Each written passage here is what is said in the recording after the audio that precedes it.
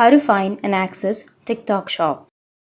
So if you want to find and access the TikTok shop, and if your TikTok shop is not showing, and if you want to fix that problem, then what you need to do is open up your TikTok application. So check your internet connection and then open up your TikTok. Once you open up your TikTok, now you just need to simply go with the profile, which is on the bottom right, and then go with the upper right, which has that 3-bar icon. Go with settings and privacy. Under settings and privacy, scroll all the way down and then tap on report a problem, and scroll down, and here you can simply go with the TikTok shop if you have that option. But if you don't have that option, you can go with chat with us, which is on the bottom of your screen. Once you tap on it, now from here you'll be able to chat with a help desk. So you just need to simply write, my TikTok shop is not showing, please help me with that problem. And you just need to simply go and send. Once you send, your message will be sent and you will get an answer to that. Or if you have been taken to the report page, then you will receive a mail from TikTok within 24 hours on how you can fix that problem. So that's how you can find and access your TikTok shop. And if you have any questions, feel free to comment below.